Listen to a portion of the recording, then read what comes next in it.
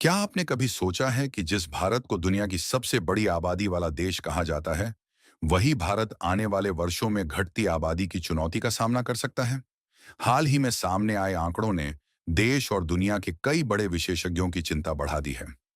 Take अरबपति Eelam Musk, अर्थशास्त्री संजीव सन्याल और निवेश विशेषज्ञ राधिका गुप्ता सभी इस मुद्दे पर चर्चा कर रहे हैं। दरअसल भारत की कुल प्रजनन दर यानी टोटल फर्टिलिटी रेट टीएफआर अब 2.1 के रिप्लेसमेंट लेवल से नीचे आकर लगभग 1.9 तक पहुंच गई है। रिप्लेसमेंट लेवल का मतलब होता है कि एक पीढ़ी अपनी संख्या को बनाए रखने के लिए औसतन कितने बच्चों को जन्म दे।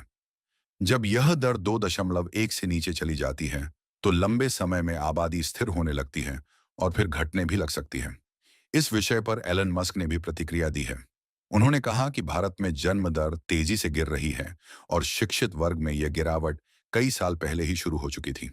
मस्क लंबे समय से दुनिया भर में घटती जन्म दर को मानव सभ्यता के लिए बड़ी चुनौती बताते रहे हैं। वहीं राधिका गुप्ता का मानना है कि भारत की घटती प्रजनन दर देश की अर्थव्यवस्था के लिए एक नया सवाल खड़ा करती है। उनका कहना है कि अब विकास का गणित बदलने वाला है। जब कम बच्चे पैदा होंगे तो हर कामगार की अहमियत बढ़ेगी। ऐसे में उत्पादकता, कौशल विकास और महिलाओं की कार्यबल में भागीदारी पहले से कहीं अधिक महत्वपूर्ण हो जाएगी। हालांकि विशेषज्ञ यह भी मानते हैं कि भारत को तुरंत घबराने की जरूरत नहीं है। देश की आबादी अभी भी युवा है और इसका लाभ अगले कई दशकों तक मिलता रहेगा।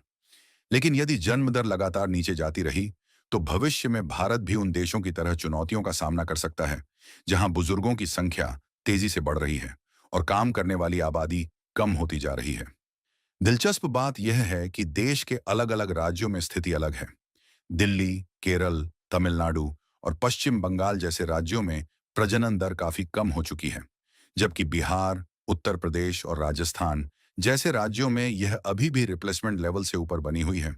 विशेषज्ञों के अनुसार शिक्षा का बढ़ना, महिलाओं का रोजगार में शामिल होना, शहरीकरण, बढ़ती जीवन लागत और बच्चों की परवरिश पर बढ़ता खर्च जन्म दर में गिरावट के प्रमुख कारण हैं। लेकिन इसका मतलब यह नहीं कि महिलाओं को काम नहीं करना चाहिए, बल्कि चुनौती यह है कि परिवार और करियर के बीच बेहतर संतुलन कैसे बनाया जाए। राधिका गुप्ता का कहना है कि भविष्य में सड़क, बिजली और बंदरगाहों के साथ साथ चाइल्ड केयर और परिवार सहायता ढांचे को भी महत्वपूर्ण आर्थिक इंफ्रास्ट्रक्चर माना जाएगा, क्योंकि आने वाले समय में सिर्फ आर्टिफिशियल इंटेलिजेंस ही नहीं बल्कि मानव भागीदारी भी विकास का बड़ा आधार बनेगी। तो दोस्तों, भारत आज भी दुनिया की सबसे युवा आबादी वाले देशों में शामिल है, लेकिन घटती जन्म दर यह संकेत दे रही है कि भविष्य की चुनौतियां बदल रही हैं। सवाल यह है कि क्या भारत समय रहते ऐसी नीतियां बना पाएगा जो आर्थिक विकास और जनसंख्या संतुलन दोनों को बनाए रखें।